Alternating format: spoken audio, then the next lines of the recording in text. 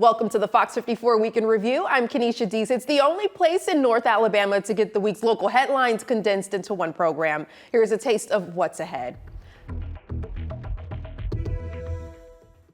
Our top stories this week: Huntsville City Council considers changes to Huntsville Utilities governance. Owens Crossroads is one step closer to a new post office, and Decatur police announce a move to encrypted scanners. More may not always be merrier in the case of Huntsville Utilities. The Huntsville City Council weighing a major shift in how your local utilities are managed. It's after last Friday's work session where the Community Energy Resource Plan took center stage. Huntsville Utilities Community Energy Resource Plan's recommendation is to consolidate the electric, water, and gas boards into a single unified governing structure. Currently, these three boards oversee each utility separately, but the new plan suggests a merger would streamline operations and strengthen oversight as the city grows. Fox 54's Logan Alexandra Russell breaks down what this means for you. For decades, Huntsville Utilities has operated under a tri-board leadership model. Separate boards for electric, water, and gas. It's a system that has served the Rocket City for generations, but as the city grows, some say the system needs to grow with it. It was an idea that was put out for us to consider. I'm not ready to sign off on it yet. I think their rationale was that consolidating three boards into one would be simpler. This is a very important process. It was actually part of a very big picture. Councilman Bill Kling says while simpler sounds good on paper, he's concerned about local control. He wants to ensure that any major decisions, especially those involving your wallet, stay in the hands of elected officials. But Huntsville Utilities says consolidation isn't a new concept. In a statement, the utility noted that consolidated boards are common across the state and are allowed under Alabama law. The move has already picked up support from the TVA, who tells us they support the utility's efforts to modernize. That brings us to the most important question for you. Will a smaller board mean a bigger bill? For Kling, that's the ultimate deal breaker. That is the bottom line that you just hit on, and that's what I'm looking at. And again, I think the city council needs to maintain control of the rates, and we do not delegate that over to any type of a 7-member appointed board. Kling describes the process as being in the bottom of the first inning. He says the public will have a chance to weigh in before any final decisions are made on how Huntsville powers its future. In Huntsville, Logan Alexandra Russell, Fox 54 News. Councilmember Kling notes that despite recent cold weather spikes, Huntsville currently enjoys some of the lowest utility rates in the state, something he says he's determined to protect. For years, postal workers here have been sorting their mail outside because there's simply no room inside of the current building. But now the U.S. Postal Service says this new proposed site could finally give Owens Crossroads the space it's been missing. Owens Crossroads City Clerk and Treasurer Christy Eason says the push for a new post office has been about 2 years in the making. She says the city has worked with county, state, and federal officials to address rising parking concerns, limited space, and the area's rapid growth. The current post office was built in the 1970s and has struggled to keep up with increased package volume, particularly since Owens Crossroads shares a zip code with Hampton Cove, meaning this facility now processes mail for both communities. They recently took down the mailbox out here that we had a drive-by mailbox, and the reason being is that the driveway gets crowded up with UPS stuff. And I've been here 3 times asking if they'd put a mailbox back up. They can find a location. But some residents in the communities say they're frustrated the proposed location would be even farther from them, a concern raised repeatedly by members of a local Cove Area Citizens Action Group on Facebook. We are in Huntsville. We're not in Owens Crossroads, and it creates a lot of confusion with the current situation. We pay Huntsville property tax. We expect Huntsville services. We feel like there should be a post office in this part of Huntsville. While this site is the USPS's preferred location, the decision is not final. The Postal Service must still confirm the site meets technical requirements and negotiate an agreement with the property owner before any move can happen. For now, retail services will remain at the current location until a new facility is ready. In Owens Crossroads, I'm Valentina Chalala, Fox 54 News. Decatur and Morgan County Emergency Services announced a switch to encrypted radio and dispatch communications, meaning you won't be able to listen in on what's going on anymore. The change affects police, EMS agencies, and other public services that use radio communications to work with one another as an incident is taking place. Fox 54's Caleb Aguayo shows us what locals are saying about the need for transparency. The Decatur Police Department is switching to encrypted dispatch and radio communications, a move people fear will hurt the department's transparency with the public. The move means scanner traffic won't be publicly available, leaving many in the dark about what's going on in Decatur until the police put out an official statement. According to Decatur Police, the new policy will protect the personal details of officers and victims, as well as secure active investigations. The scanner information is just a little tad of information, and a lot of times you got to remember that information that the dispatch initially puts out to our officers when the officer gets on the scene may not be the correct information. They argue the transition won't reduce transparency, saying the public will still be able to access incident reports, press releases, and news updates. We also have the Freedom of Information Act. Our records have available to get records from our records department. So the transparency is still there, and we're committed to that transparency. And the city of Decatur says it's a change that reflects their commitment to safety after a community survey from just last month. But several here argue the change will hurt public safety, as residents won't know what's going on until days after something happens. A spokesperson for the Decatur and Morgan County, Alabama Police Scanner Group on Facebook tell Fox 54 how it could hinder the department's public accountability. There's been an issue for a long time now with DPD and transparency, and them not releasing information to the public. And I wish I knew why they chose to do this. But it appears to me instead of becoming more transparent, they're becoming less transparent. The Scanner Group says they're hoping for a compromise, like a delayed release of scanner traffic audio to better serve public safety. In Decatur, I'm Caleb Aguayo, Fox 54 News. DPD will begin encryption sometime in the first quarter of this year, while other agencies will join them gradually. You can learn more about the change on fox54.com.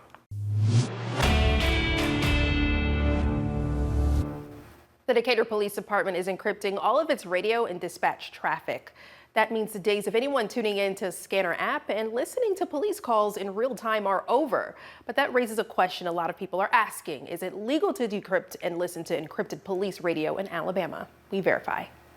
You've probably seen it before. Someone pulls out their phone, opens an app, and listens in on live police radio traffic. For years, that was easy to access, but now, in Decatur, that's changing. Decatur police are encrypting all radio and dispatch communications, meaning you won't hear clear chatter and more so hear garbled noise. City leaders say the reason comes down to safety. Officials say scanner apps have allowed criminals to monitor officer movements in real time. At the same time, sensitive details like victim names, home addresses, and medical information were being broadcast publicly. With that signal now being locked down, it raises a new question. If someone tries to decrypt it and listen anyway, is that legal? Let's verify. Our sources are Title 18 of the U.S. Code and the Code of Alabama. Here's what we found. Under federal law, listening to an open police scanner has always been legal because the signal was there for anyone to pick up. But encryption changes that completely. Title 18 of the U.S. Code says the only reason listening to police radio is legal is because the signal is readily accessible to the general public. The moment Decatur police encrypts that signal, it is no longer readily accessible, and anyone who tries to decrypt it and listen in is breaking federal law, facing up to 5 years in federal prison. But here in Alabama, the state goes even further. The Code of Alabama says it is illegal to knowingly and intentionally intercept any encrypted public safety communication. That covers police radio, fire dispatch, and 911 traffic. And the penalty is not a slap on the wrist. Police can seize whatever equipment you used on the spot, and a judge can order it destroyed or forfeited to the state. And under Alabama law, this is a Class C felony, which can land someone up to 10 years in state prison. So if someone were to sit in their car in Decatur with a device trying to crack into the police department's new encrypted system, they wouldn't just be breaking one law. They could be charged under both Alabama state law and federal law at the same time. So we can verify that no, it is not legal to decrypt and listen to encrypted police radio. If you have something you want us to verify, text us at 256-382-2692. Limestone County leaders discuss expansion to the jail. TVA gets new equipment to modernize repair services. And as the conflict in the Middle East escalates, former service members respond to the events. Officials in Limestone County gathering today to discuss what could be the start of the process for a new county jail or possible expansion of the current facility. The Limestone County Commission called a special meeting today as CMH architects from Birmingham described the process to assess the needs of Limestone County and housing people in jail. Sheriff Joshua McLaughlin told Fox 54 he's glad to see a strong foundation to start the process. When you have a project of this extent that could potentially cost a lot of money, you don't just want to fix the problem for now. You want to make sure that you're setting up whoever's in these positions 15, 20 years plus to be ready to deal with it and the community. You don't want to build something and in 5 years or 10 years say, hey, it wasn't big enough, we got to go and do this all over again. And after the meeting, County Commission Chairman Colin Daly told Fox 54 that the commission is a united front on the project as the group looks to plan for the future of Limestone County. You know, it's great that you got a commission body as a whole that looks at this and says, hey, you know, this is something we've got to look at, you know, because facility, you know, infrastructure is infrastructure. it was brought up in there about, you know, courtrooms. You know, our courthouse is full too, so we got to look at that too. You know, that's something we got to say, well, if they come in tomorrow and they award us another judge, where do we put that judge? So that's another issue that we got to face too. And, you know, the county we're working with Goodwin Mills and Kaywood on a plan for the whole county as a whole. So we're kind of, that's one thing the last few years we've really looked at trying to plan for the future. Chairman Daly also says that he hopes to have plans set for the jail by October.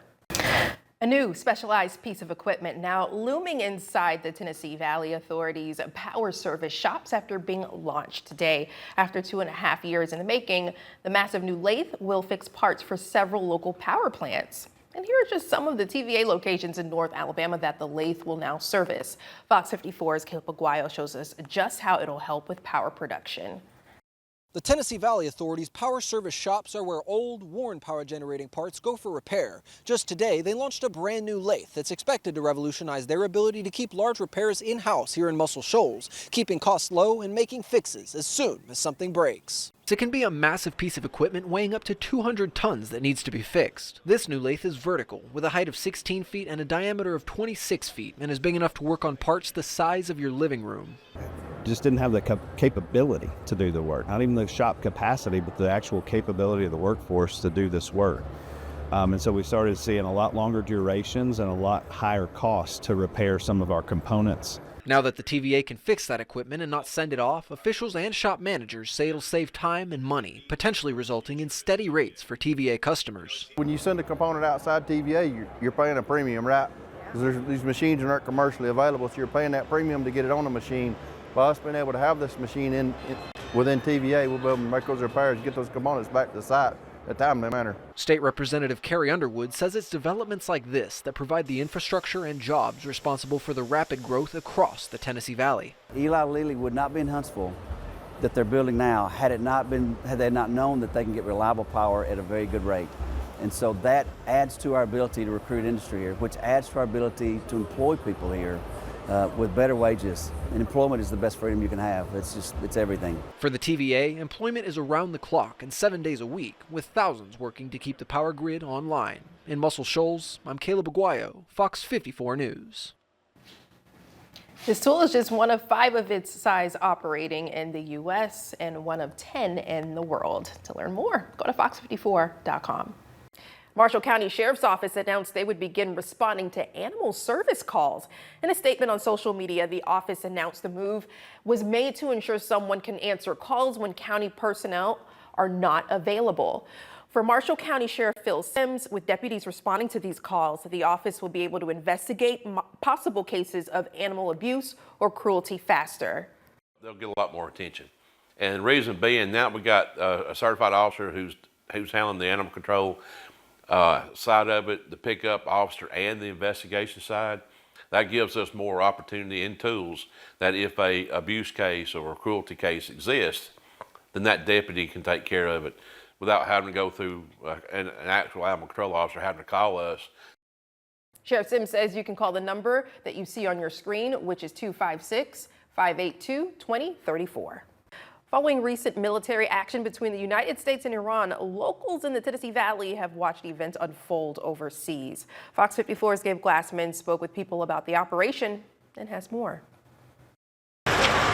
The recent military strikes in Iran has raised questions and concerns from some locals watching the events unfold overseas. All military actions need to cease immediately. Jeremy DeVito is running for United States Congress in the upcoming election cycle. He served in the U.S. Army for 7 years and has concerns with how the United States is operating in the Middle East. I don't trust this administration's threat assessments.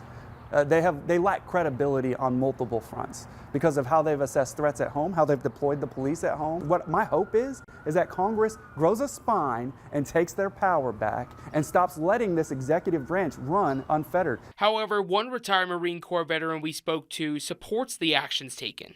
I wish there was another alternative. There isn't. The troops in the field deserve our support. They're the ones that are going to make this happen. Doesn't mean we're going to have boots on the ground, but the folks that are actually out there are the ones we support. Lieutenant Colonel Tom Brennan says there's multiple issues to look at. Most people think of a nuclear weapon in terms of an intercontinental ballistic missile, but there are many other ways to employ a nuclear weapon. The question is, do we allow them to have that?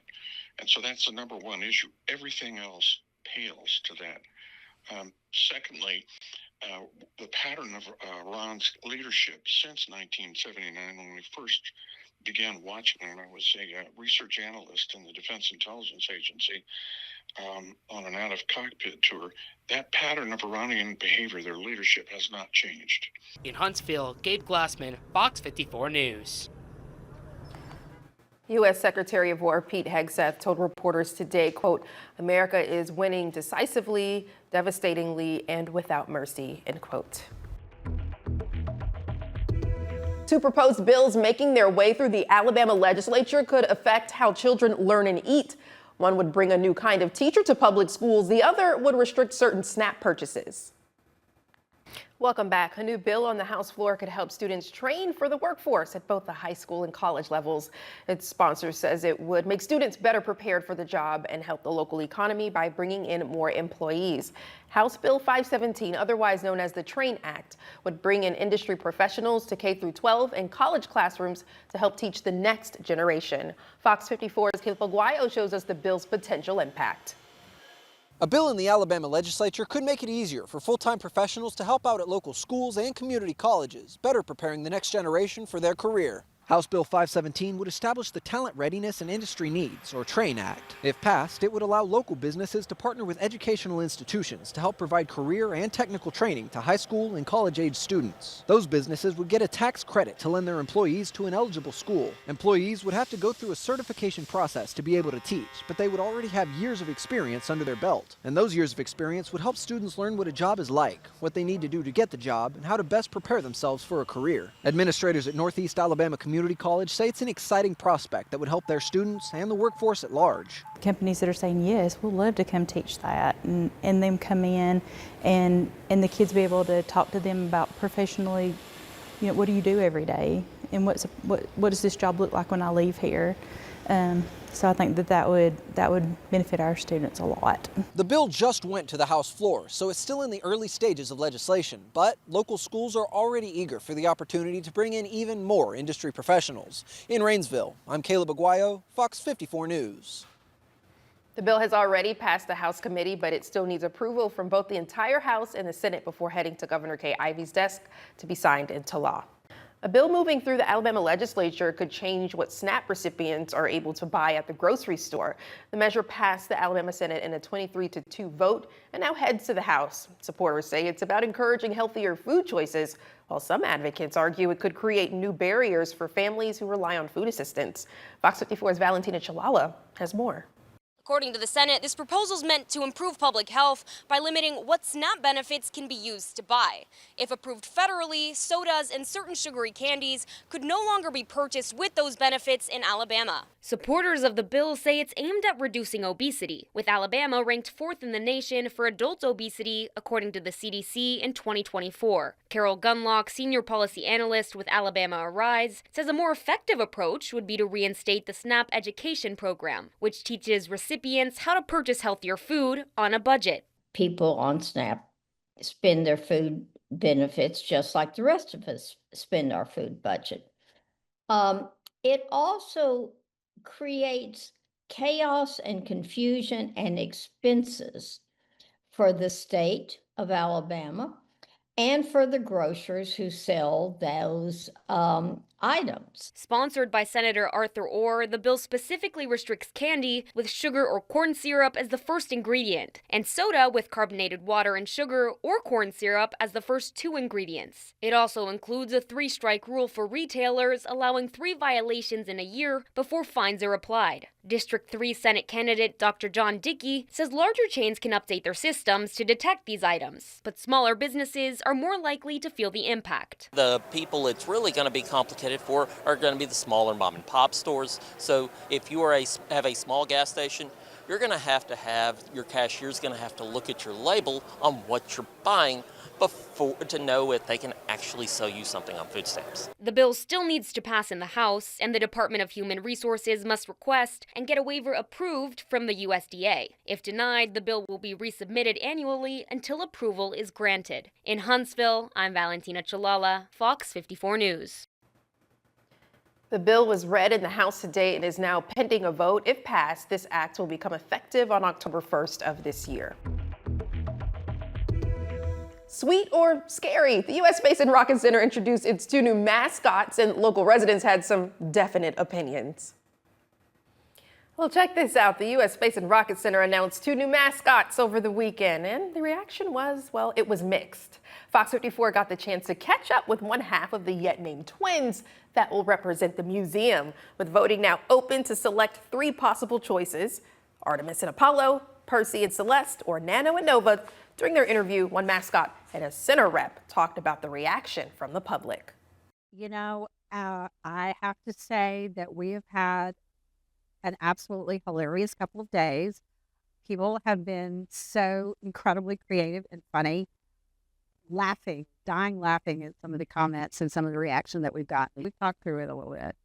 Yeah, and, but we're really embracing individuality and how special we all are. We don't all have to look the same, but we can still be okay. I love the humor. Well, if you want to help select the new mascots' names, you can find the link to vote on fox54.com. The Academy Awards are coming up, and a documentary about Alabama prisons is up for Best Documentary. We learned more about the film, The Alabama Solution, at a showing at Huntsville's main library. A screening in Huntsville earlier this evening for HBO documentary, The Alabama Solution. The piece exposes living conditions at Alabama state prisons. Tonight's screening, hosted by congressional candidate Jeremy DeVito, followed by a conversation involving people who attended. Julie Sled Godwin, a prison reform activist, says pushing for action could be crucial. It is imperative that people watch this film and then hold their lawmakers accountable. It's election season. If they don't have a plan, if they haven't spoken out about what's happening in the prison system, they're not getting elected on my ticket. The documentary has gained international traction, even receiving an Academy Award nomination for Best Documentary Feature Film. The sister of one of the featured inmates tells us it's important to continue having conversations about these topics with the hope of change. Once you see this film, you cannot unsee it. So with just that alone, hopefully we can have more dialogue and more conversation about what is prison reform, because prison reform can be different for everybody, but we can now have that conversation. Screenings like the one in Huntsville today have been held across the state and the country, most recently in New York City. Finally, let's wrap up by meeting this week's Fox 54's top teacher. Russ Gant just retired after nearly 35 years of teaching, and he's taught agri-science in Limestone County. We heard from Gant and his students about what his impact is beyond the classroom. Now, Fox 54's top teacher, sponsored by Calhoun Community College. This teacher woke up every day with a purpose, and it's to leave a tremendous impact on the people in his community. Just ask his peers. He's dedicated more than 30 plus years to agri-science, and Fox 54 happened to catch him on his very last day last Friday. I'm honored to introduce this week's Fox 54's top teacher, Russ Gant from West Limestone High School. For agri-science teacher Russ Gant. How many sets of ribs does a bison have? The end I retire today from West Limestone High School. is only the beginning I'm going to work for Grayson Carter and Son Excavating Service. of a new chapter. Gant dedicated nearly 35 years of teaching, and most of those years he spent cultivating future farmers. My dad was an ag teacher, and my brother was an ag teacher, so I grew up in a family that agriculture meant a lot to us, and it was a way of life. And Gant wants his students to know this way of life, even if they choose a different career path. Mr. Gant was like, do you want to join FFA? And I was like, yeah, that sounds really fun, like something I'd love to do, and I just fell in love with it. It's just learning about new things and how like fun he makes it. Like about everything he talks about and like everything from his past and how he like teaches it today. It's just amazing. I love how much he cares about all of his students and especially about us officers at West Limestone. Gant's peer, Tim Ferguson, says his caring nature is part of the legacy he leaves at the school. He is like a father figure to so many kids, and he's impacted me, and I couldn't think of anyone who, everyone's deserving, of course, but I just thought he was so deserving of it. It's been a long career, and I wish I could tell these young people that they need to be teachers, but I'm not gonna lie. Go find something else to do. Learn how to do something with your hands and go be a construction worker or a welder or electrician or a plumber. Learn a trade, because that's where the future is going to be in the United States. Congratulations, Mr. Gant. It was a pleasure meeting you, wishing you the best in your next chapter. You can learn more about it, plus full interviews from his students on Fox 54 Plus. Download on your TV, watch for free. Also, nominate a Fox 54 top teacher on fox54.com. Thank you for watching Fox 54's Week in Review. Count on Fox 54 Plus to bring you more great programming with in-depth local specials, locked on sports, true crime, cooking shows, wellness experts, and continuing weather coverage. For everyone at Fox 54 News, I'm Kenesha Dees. Have a great weekend. Fox 54 Plus has your news, sports, and weather. Start your evening with Fox 54 at 5:30, delivering the latest headlines and live reports straight from the scene. Then, stay informed with Fox 54 News at 9, featuring your Tennessee Valley certified most accurate weather impact team, tracking everything from tornado threats to traffic delays during severe weather. Fox 54 Sports Extra brings you more of what sports fans crave, with deeper insights, expert analysis, and all the action that matters most. On Fox 54 Plus, you'll also find Alabama politics, plus 24/7 weather radar and real-time forecasts to keep you ahead of the storm. Looking for a quick recap? Don't miss Fox 54 Week in Review, highlighting the biggest stories of the week. Jumpstart your morning with Morning Rush. Fast-paced news updates, featured with uplifting stories from across the globe. Get your entertainment fix with Getting Real, where we break down movie reviews, top 10 lists, and spotlight the newest film. Die Hard fan? Locked On Sports dives deep into the Crimson Tide, the Tigers, college rivalries, and pro action. True Crime Warrior Style? Killer Cases brings you gripping real-life stories that stick with you. Hungry for more? Cooking with Style serves up mouth-watering recipes that are easy to make and impossible to resist. From movie previews before you head to the theater with Take a Look, to must-know headlines from across the region and around the world with In the News. Watch all of these shows on demand and also on the Fox 54 News app. Available on Android and iOS devices. Streaming 24/7.